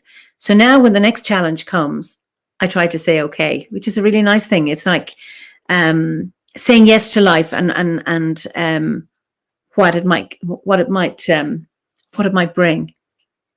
And I maybe they were too frozen to squabble. This is Gabby. Maybe not. Maybe they were actually. Do you know they've done? My birds are fat. Tell her my birds are fat and well fed. They weren't too frozen. When I walk out and I see the poor other birds, you know, who aren't fed, and they really were almost delirious with cold. But the ones in my little environment who come and visit, they're fat and well plumed. So no, it was just cooperation. It's interesting to see because our narrative often is around, well, it's competition that makes the world go round, and it's there in the animal world, and you've always this, you know, competing who's going to breed and things like that. But if you look, they videoed sperm. I know. To find an egg, and they found that they were helping. It wasn't, you know, it's like the great egg race where it's the fat sperm gets the egg. No, that actually they were cooperating. They were helping one. Oh, really? They actually videoed this, so that actually conception happens when sperm cooperate and they help one to get there. It's not about elbowing it with their tails if they can. Really? Yes. And so that really is a lovely way of looking at, you know, that cooperation, that it's there in the animal world as well. Bonobo are like chimpanzees. We're equidistant genetically from them. Bonobo are they're collaborative. There's no violence. There's no patriarchal dominance. There's no dominance of male over female. Where you have that with chimpanzees. People say, well, look, these are our ancestor, or, you know, these are our closest to look what they do, but actually bonobo cooperate. So we can choose to cooperate. So that when the enemy comes, they run off and have sex with them instead. I don't know that. Yeah, there's one type of primate that has a completely different strategy, and instead of fighting the enemy, they race off and have sex with them, and so they're all pulled in rather than pushed away. That's really, really interesting. Yeah, Yeah, it is. It's quite interesting. Mm. I like that. Well, don't attack me, anybody. So, do you have any regrets? No, not really. I can't think of any regrets. And there was only one, but it wasn't really. A long time ago, I worked on a Camphill farm. It's a Steiner thing. Yeah. Beautiful, lovely place. It was in Cape Town, and they had a herb garden. And the folk who lived there, they call them villagers. So these are mentally handicapped people. So their title was the villagers, and we were the volunteers. And the villagers were just amazing. So, there was this one guy, he used to go and talk to the birds. He told me what the birds were saying, and so he'd stand there on a manhole cover and drum with his feet and talk to the birds. And Wow. then, yeah, I know. And then there was another guy, he was just, all he wanted to do was clean windows. He loved cleaning windows. He was so happy. And then there was another one, a girl, who she loved everything. So she'd say, "My darling Jo, please can you pass me my darling salt for my darling porridge?" It was like, that's how she was. It was so sweet. And they asked me to stay, and I didn't because I had another job, and I went to the other job instead. And I often regretted that. It's funny. The other day I was thinking about it. If I'd stayed there, I wouldn't have done all this. So I can't regret it. See? So I wouldn't be this, I'd be something else. So that is probably my only regret, really. I'm quite an adventurous person. So if I want to do something, I just do it. I don't sit back. What's the most reckless thing you've done? Oh, yeah. The most reckless thing. Well, honestly. It's a question I ask people. You're free to ask. I know, and I'm struggling whether to tell you the truth or not. The most reckless thing, which was turned out to be the best thing, was to get into bed with Adrian Rook. But I have to give you the context because I sound like a tart. So please let me give you the context. I did like him. I had known him a little. I did like him a lot though, but it didn't occur to me ever that would happen. Yeah. At all. No. And we were at Druid camp. And you're never alone in Druid camp ever. There's always all these people. And I was absolutely freezing. And so I went to fill up my hot water bottle in the kitchen, and he was there making a cup of tea. It was unusual. And I said to him, "Oh, I'm so cold, so freezing." And he said, "Well, I've got a really warm bed." But he only meant it. He only meant it because I was cold. He wasn't being saucy at all. Yeah. So anyway, I nearly died of fright. And I was about to say, "Oh, no." But I thought, but I don't want to say no. So I said yes, and I was so terrified. I didn't sleep for 4 nights. But it turned out very well after all, didn't it?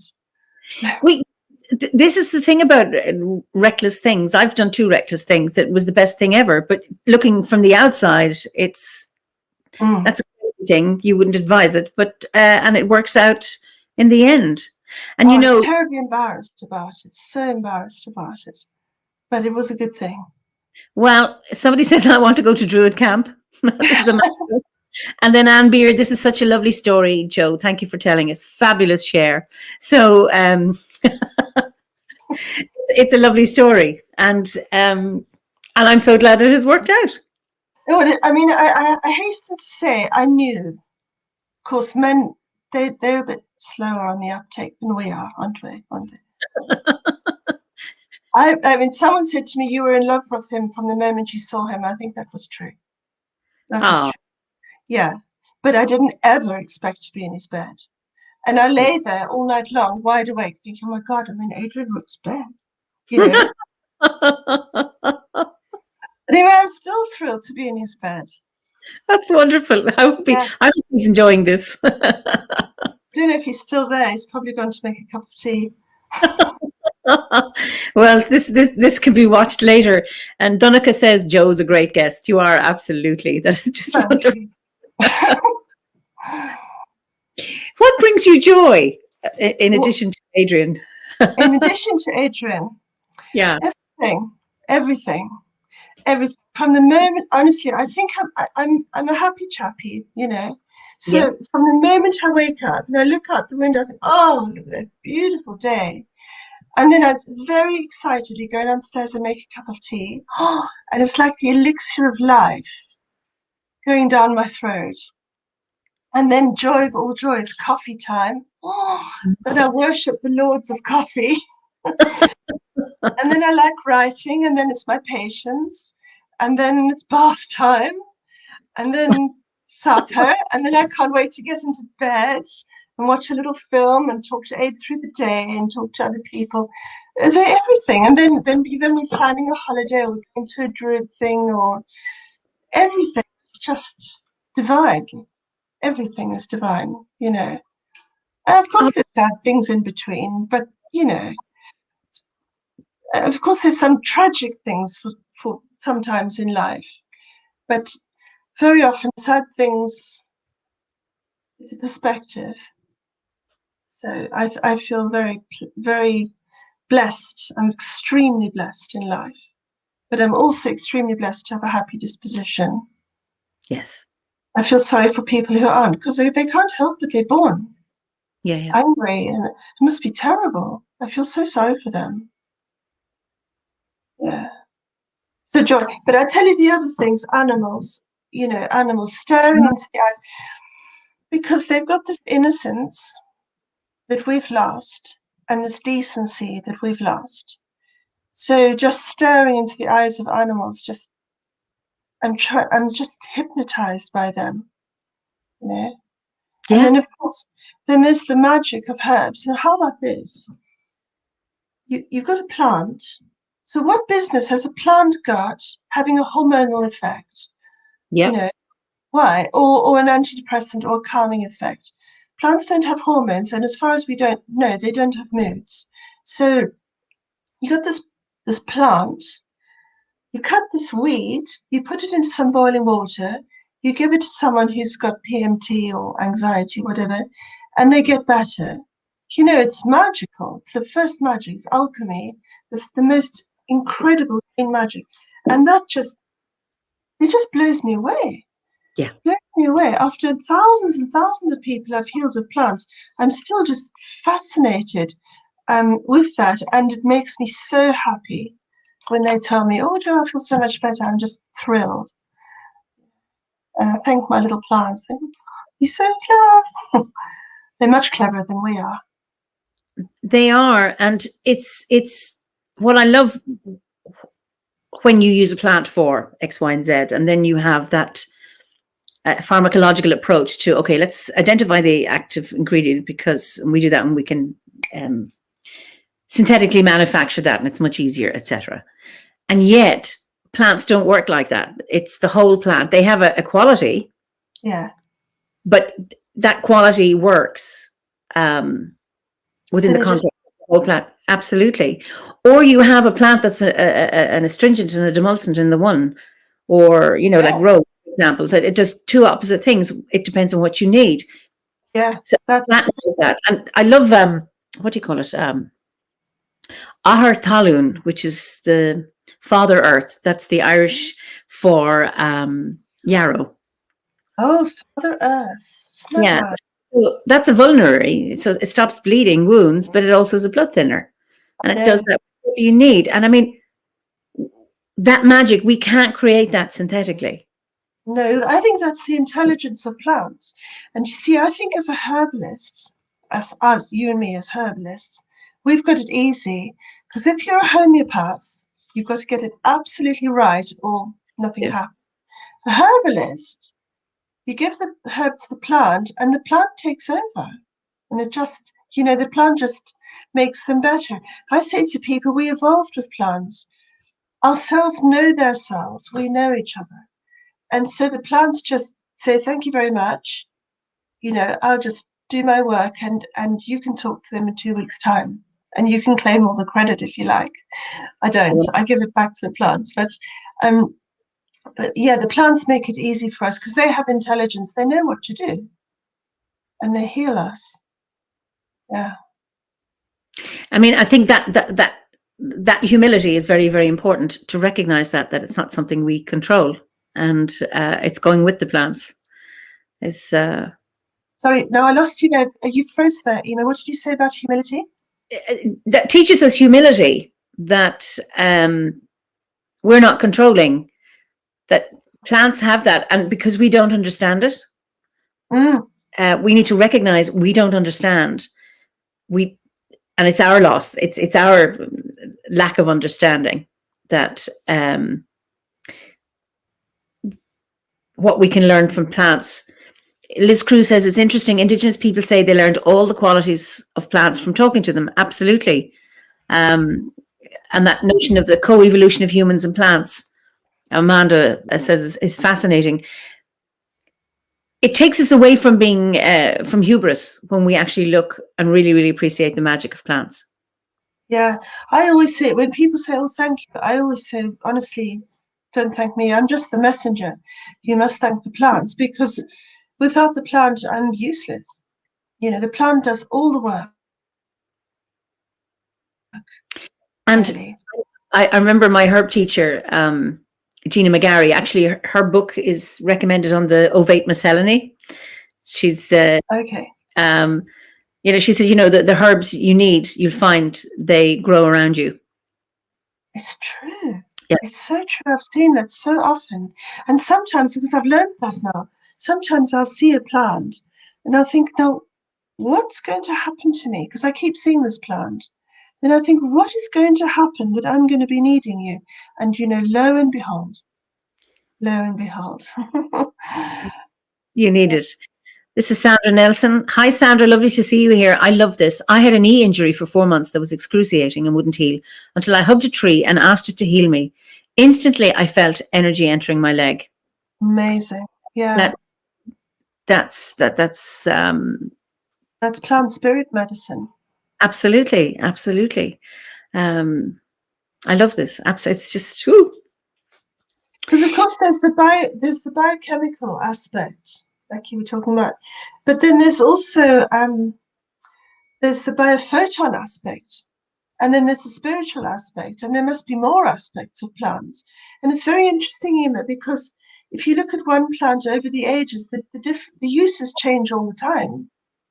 And then if you look at how I might use yarrow, perhaps how you use yarrow, or Chinese use yarrow, they have different uses. So the plants seem to do so many things that we don't know about. There's so many aspects of them that we don't know. I really think we're the trolls storming around here, and the animals are wiser than us, and possibly the plants are the wisest of the lot, maybe because they're older. Absolutely. And I'm just thinking that it just occurred to me when you're talking about the different uses depending on where you are, or through generations of the same plants. But we have different cultures wherever we are, and I wonder, is it the same with plants? So Chinese yarrow culturally is different, or it has its own culture and it's used differently to the way you or I, depending on where we are. And then as we evolve, and illnesses and when what causes sickness, they're different now. And maybe evolve, or we're discovering actually it's diseases we have now weren't there a few hundred years ago, so plants weren't used for that, but they can be used now because it emerges that it also works with. Right. I mean, valerian is a great case in point. Valerian, I don't know if you remember when you studied it, that it was used for coughing, for irritable coughs. Okay. And now, for irritable, I used it the other day for someone post-COVID. She had terrible spasmodic coughs, retching coughs. Oh, And valerian was in her prescription to calm that cough. But of course, now valerian comes up, of course, for calming yeah, the yes. anxiety. Wait. But do you know, I think it was in the medieval times, in France, a soup or a pottage wasn't considered complete if it didn't have valerian in it. Wow. Yeah, but a lot of people find valerian a revolting. I love the smell of valerian.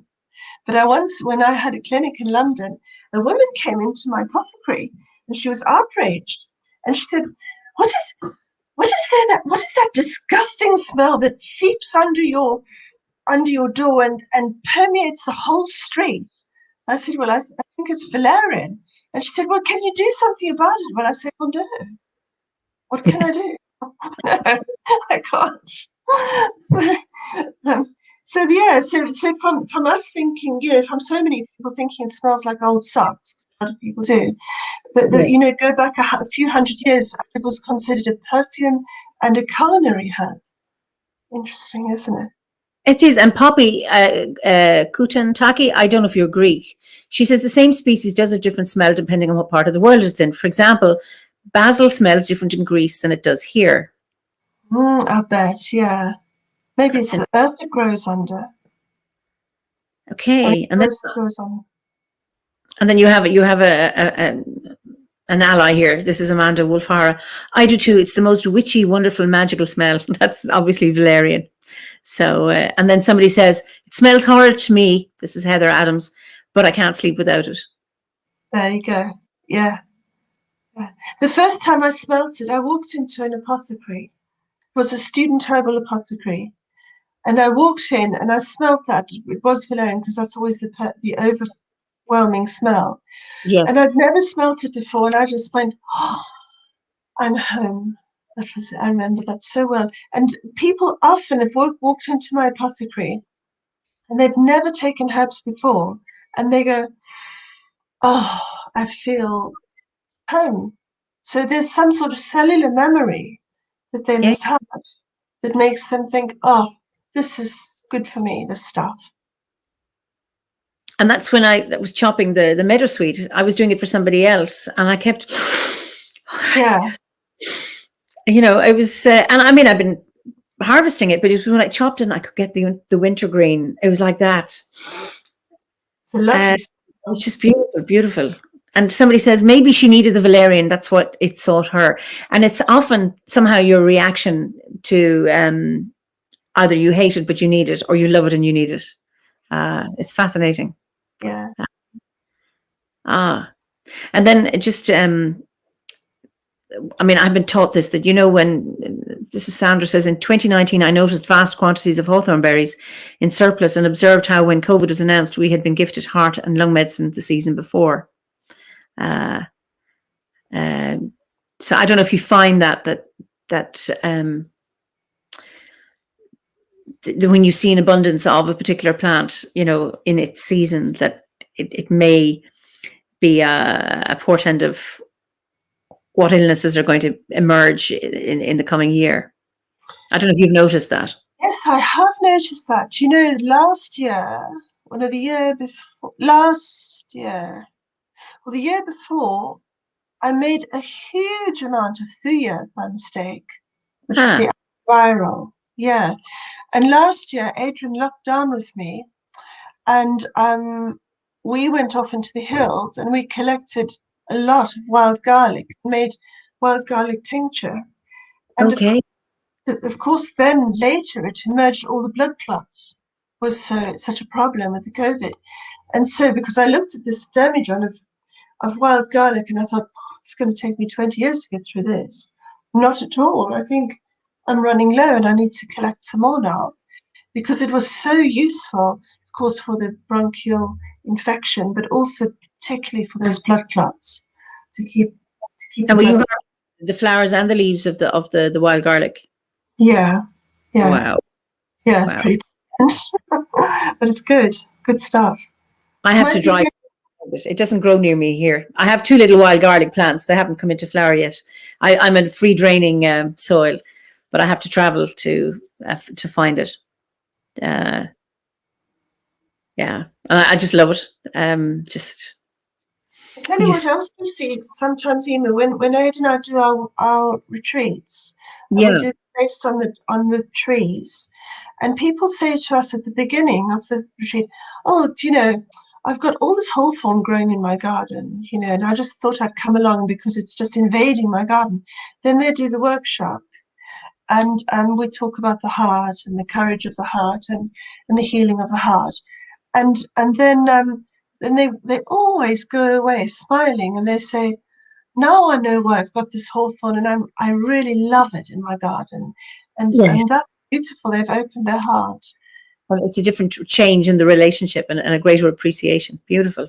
Well, it's almost they recognize that the plant has come to them to heal them on a less, not a physical level, on another level.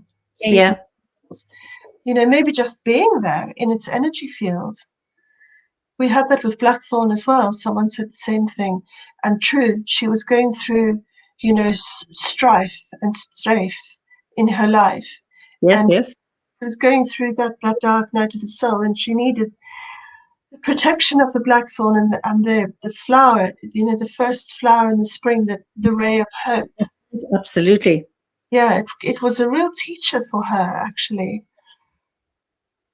I have a lot of blackthorn. It pops up everywhere in my garden, and I also have hawthorn. I have lots of trees that they've just arrived because when I first came, my garden was a field. Just Oh, the yeah. previous owners had a ride on moor, so it was just grass. 3 apple trees. I've no more room for trees.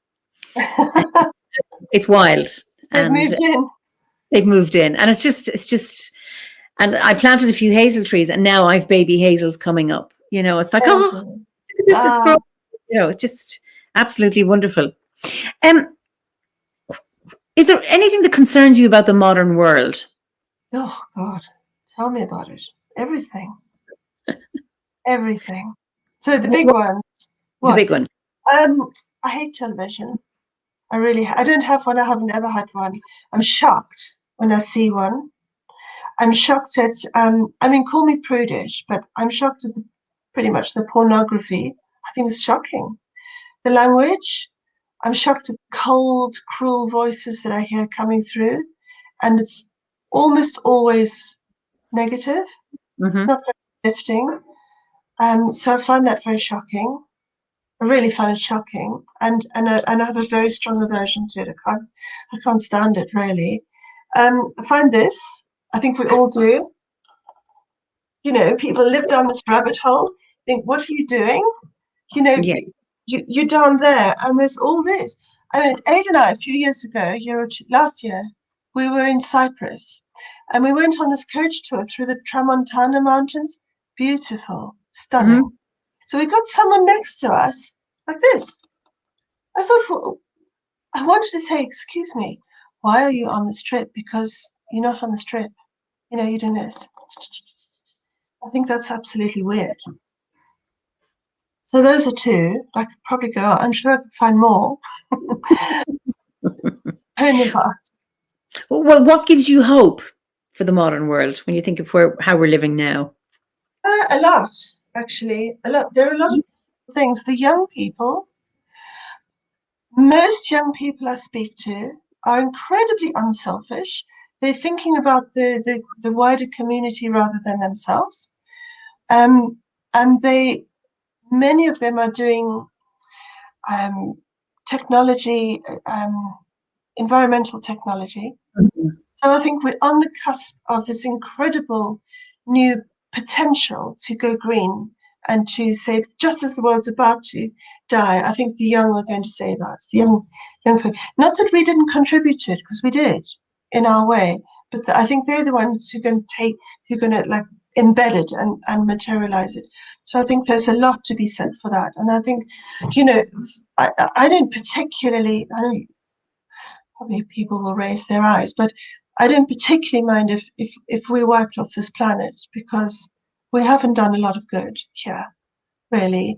But it would make me very sad if nature was wiped off this planet because of us.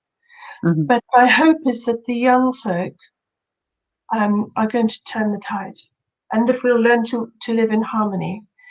with nature and with the planet. And I think we have hope there. I think we have a reason to feel hopeful. One of my earlier guests, Ellie Tallet, she was talking about saplings, or referring to young people, and the younger generation as saplings to be nurtured and as our hope. And I love that idea. I think it is. I think it is. They are giving us hope, really. I also think that humans have become kinder to each other. If you look back, if any of us look back, people were harder, and really, if you had food on the table, that was called a good marriage. So we're much more loving, much more open-hearted. We're spilling the beans on how we feel. We're listening to our friends and helping. So we're kind. I don't know if we're quite as brave or courageous. If you think back to the wars, where those guys were so brave and so courageous, and the women too. But I think we live in a softer world, and we're kinder to each other, and certainly kinder to animals. Yes. Our time, we've got a long way to go there. And I'm also omnivorous, but we think about where our meat comes from. That's right. Yeah. Yeah, probably eat less. And we're up in arms about how they treat their animals. So I think that's good. Yeah. Yeah, it's interesting because sometimes I remember, when I was a teenager and my parents' generation going, "Oh, the youth of today, they're terrible, they're self-centered, they show no respect, and they're not and where's the kindness?" Because in our day we were all very, very kind. And I thought, yeah, we're terrible, aren't we? And then I've heard people who are younger than me, half my age, saying, "And the youth of today, my God, I wouldn't have said that." And I thought, you sound like my mother. And and I know I came across a quotation by Aristotle where he was complaining about the youth of today don't listen to their elders and the wisdoms. Yeah. But I think it's brought more into our consciousness about, and maybe sometimes it goes over the top with political correctness and things like that, but that focus on kindness. And when you think of child rearing practices, I remember like spare the rod and spoil the child. The control, all of this kind of stuff, that maybe because, and I suppose I'm really talking about the modern world in, where we live, or the so-called Western world, that our lives are that bit easier materially. So therefore we are able to, we have space and time for kindness to our children, to animals, to each other, where if you're so busy, and it's not just you're busy because you're busy, I'm busy, but that you are looking for food, that there's, life is hard. That kindness is a luxury. It's almost like I just don't time. And I know when my kids were very young, when I was very, very stressed and really busy, I come home from work or Howard and we need to cook. Yeah. One of our children needs a story or needs to be chatted. It's like, no, I need to cook in order to feed me so I can actually be pleasant. I also need to feed you. And it's that pull of, everything pulling at you, and like they want to play. And it's like, no, I have to do this because this is feeding the family type of thing. That when we have an easier material life, that we have time for kindness. This is Linda Joan. I also think kindness is the way of our future. Absolutely. And then Steve Palmer says, "Thank you for bringing up the kindness towards animals." I think that's really, really important. That having that attention, and maybe we have more time for that. And even in discourses, it's around. There's a lot of nastiness online. You see it. You get a lot of these keyboard warriors who can be really horrendous. But then there's also incredible kindness. There is, yeah. Or awareness of the importance of it. But I tell you what, Eimear, I think us Druids, we're the luckiest of the lot, because we live in a magical world, I say this to Ada and I say this, we forget that we're weird. We forget that we're weird. But we live in such a magical world. You know, the world, in the way, we're like the ever young, aren't we? We, there is this sort of magical worldview and this youthful joy, this kind of sparkling, giggly joy, magical, like a Tiernanog, you say? Tiernanog? Yeah, yeah. We sort of almost embody it in Druidry, don't we? And I think we're the luckiest of all the people if we have that. I feel very fortunate that I discovered it, or it discovered me, and I discovered the order. It's like a home, and to have met people I would never have met, the weirdest, different. I mean, there's such a Lounge. such a diversity. Yeah. You know, you have people who work in so-called respectable jobs, you know, who wear suits, and then you have others covered in tattoos and piercings, and live on the land, and others pay tax, and, you know, do all sorts of things. Yeah. And that is that richness, that place that can have a hot pot of all sorts of people, and there's room for everybody. It's just lovely. It is. It's lovely, and you know, there's that space of room for everybody and everyone's opinion, and it's respected.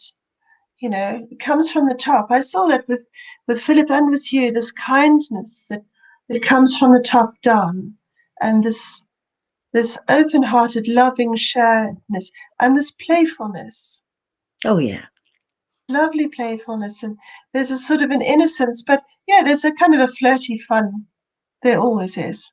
There's this kind of flirty fun, but it's innocent. There's a goodness to it. I like that a lot. We take ourselves lightly, but we have gravitas as well. So it's being able to hold both. And I remember, you know, on the tour, when there's a ceremony and somebody gets their words wrong, and then we laugh, and then we pick it again and go on. You know, the sky hasn't cracked open, and there hasn't been a bolt of lightning punishing the person. And it's like, yes, this is who we are. Things sometimes go wrong. I'm calling in the West when it should be the East, or whatever it is. And we laugh, and then we get on, and we go on. This is who we are. We're not perfect. We are who we are. We laugh good-naturedly. That's right. I absolutely. It's not laughing at, it's more laughing with. And it does something to the energy in the circle. I think it's beautiful. Gabriella, the way Jo speaks is so enchanting for me. I get pulled into the magical world, threaded by her words. Thank you, Gabriella. You know, and also, sorry, I was just going to say, you know, when we're up on the tour and we see each other, we're like, Eimear, you know, or Gabriella, or something. And it's so happy, isn't it? It's just, we're so lucky. Yeah. And the beauty to, this is Sandy Coombs, this is a message for you. Sorry, really late joining. Just wanted to say hello to Jo, and sending lots of love from Tintagel. Sandy, sending you lots of love, lovely. Isn't that lovely? Yeah. Thank you, Sandy. And this is from Pat Booker. I've never heard a mean or spiteful laugh among Druids. You know, that's true. No, I haven't either. It's you know, it's like, for people, there are a lot of people who are not Druids watching this, and I don't think that we're patting ourselves in the back. I know, I was thinking that too. The perfection, and it's not, but it's being able to recognize flaws and the humanity, and that we're not looking for perfection. It's again, I think it comes back to kindness. Yeah, I think we're just there is a pervading love thread through that, and we look for what we love in people. Of course, we're not perfect. Of course, there's a little gossipy. You know, people say blah, blah, blah, blah. But it's not, yeah, there's always a bit of that, but it's not really heavy, is it? There's, you know, it's just probably, I mean, maybe it is heavy sometimes, but I haven't really come across that. But there's a curiosity, and we like to discuss people, because that's what people like to do. We're interested in each other. But there is it's not conflict free. If it's not, we need conflict, because things grow from that, but it's not war. Julia, diversity brings greater understanding and respect. And then Linda Joan we can also see the magic in every day, and that makes a difference. And I think it's I think all of that adds up. We once had an extraordinary event once. It was a Druid thing, and there was a great misunderstanding and a lot of upset. But I tell you what was incredible was very quickly coalesced into let's repair this, let's heal this. And it was amazing what could be done. How there was this respectful, and let's put the incident over there because I love you. That was just incredible. And I thought it was such a lesson that could be expanded to the world, to war. Let's put the incident is incidental. What matters is that I love you. You're my brother and my sister. I think that is so important. And I know from people working in conflict management that conflict will be resolved when both parties realize they have too much to lose by maintaining the conflict. And it's around that love, is that we are going to annihilate each other if we continue with this. I mean, you're missing, often conflict is around disagreement about the means. We may have a common goal, but we disagree about the means towards getting that goal. Or we have, we forget that we share values. It's opinions that are different. And it's what is that core value of love, connection with each other, the interconnectedness of all things, connection with nature. That is paramount. And then if we can remember that and say, okay, now let's sort this out, because how important is this? Yeah, exactly. Is this a really important battle to die up for?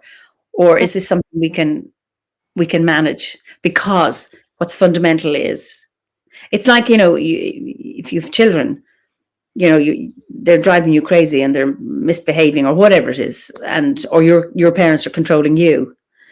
But when you kind of get to the point, this is coming from a place of love.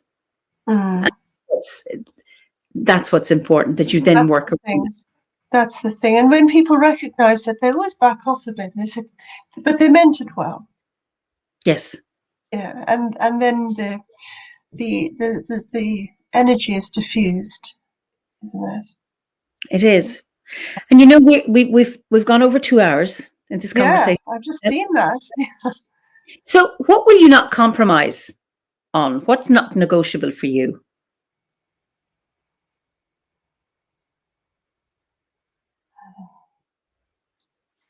Well, I suppose one's integrity, what one believes is right. Yeah, I suppose everyone will say that. One's integrity. There comes a point where you just say no. And then you walk away no matter what. Yeah. Are you there, Eimear? You there? Yeah. Yes, yeah. You're back again. Back again, yeah. And I suppose that would be it, one's integrity. Yeah, that would be it. So my final question, what is your favorite ceremony or, festival for the Wheel of the Year? Yeah. Probably unexpectedly, I'm Samhain. Yeah. I'll tell you why. Because we spend Samhain, it's beautiful. Well, my first gathering, my first night with my grove was like this, in the New Forest. Yes.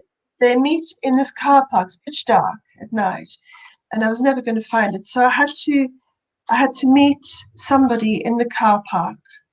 So I go there and I'm in this car park all by myself. But was a bit weird. Of course, there's no signal in the New Forest. So I'm waiting there in the pitch dark. And suddenly these headlights swoop in and this woman jumps out. She's got hair like this and a gap between her teeth. And she booms me. She goes, "Are you Jo?" And I said, "Yes." And she said, "Come." And I said, "Okay." So she jumps in her car and I jump in my car. And then we sort of dive down. It's like down the rabbit hole, down, through the forest. And I thought, whoa, this is brilliant. It's like a witch's ride, on a broomstick. So we're whizzing along. I think, wow, she's driving at some speed, pitch dark. And then we get to the car park And there are all these druids in their white robes with lanterns. I thought, oh my God, this is just amazing. So that was that. But now we go to Elaine's land with White Horse Camps. Yeah. And we do a journey through the forest at night. Oh, it's just beautiful with lanterns. You can hardly see, and we're all in our robes and everything. And we do this amazing journey every year. It's different. To her roundhouse and down to her stone circle, and through the trees. It's like the stars are decorating the trees. It's just stunning. The owls are hooting, all these different owls, and that cold, crisp air. And it's heaven. I love it. And the smoke from the ground, from the roundhouse, it's just so evocative. And of course, the spirits of the ancestors are there. They're shivering with excitement as well. That's my favorite of all. That sounds absolutely wonderful. I like my sound ceremony, but I'm envious of that journey through the forest. It sounds absolutely amazing. Yeah, well, that's White Horse Camps. Giving it a plug. Yeah. Wonderful. Yeah, I've never been. I've never been to the OBOD camps either. They always clashed with my own, because once I joined the order and I just started having these ceremonies for the Wheel of the Year, so I couldn't leave Ireland and not do mine here and go to a camp. I've been to one Druid camp, but that was a rainbow camp, and I really enjoyed it. So it's and when I've heard so much about the OBOD camps, and then of course now it's White Horse camps, but yeah. Come along, Eimear. Come along and try. Oh, invite me. Well, I don't know when we're going to have one. Anyway, hopefully maybe 2022. Who knows? I hope this year, if we're lucky. I hope so. This year, okay. Oh. I don't know, but I hope so. It would be nice. Jo, it has been such a joy having you. You've been an absolutely wonderful guest. I really enjoyed chatting to you. And I see people, this is Amanda Wolf. She really wants to go to Druid camp now. So it's lovely. It's really worth going. I could tell you 1,000 stories. It's just beautiful. You get woken up by a flute. Can you imagine that? You get woken up by it? Your alarm clock is Barry playing his flute in the morning. It's absolutely heavenly. This is Barry Patton. Yeah. He's amazing. Absolutely amazing. Yes. Yeah. So, Eimear, thank you so much. I must say, like probably all your guests, I was slightly dreading it, thinking, oh, what am I going to say? But time's passed quickly. It's been wonderful. And we could talk for much longer as well, but it's it's just absolute joy talking to you. So I'm going to say, don't you go away, and I'll come back to you just so that we can. Anyway, so listen, thank you everybody, and thank you for your comments, and thank you both for an amazing conversation. I've really enjoyed it, and it's great. So we will read the comments afterwards, because I really appreciate them, but some of them are so fast I don't get to read all of them. But I look forward to seeing you next week for another Fireside Chat. My news is that from next Monday, we're allowed move beyond our county. So I'm really looking forward to being able to travel a little bit more beyond County Kilkenny, which I love, but just to be able to move a little bit further. So thank you all for coming and for being part of this. And because it's your participation in these events is really important. It makes them so enjoyable and worthwhile doing. So until next week, Slán go Fóill, have a really good week yourselves, and continue to have a happy Bealtaine. Bealtaine lasts for the whole month of May here in Ireland, so I wish you those blessings as well. So Slán go Fóill agus I Hawa, or good morning, for depending what time of day you're at. It's nighttime here. Okay, Slán.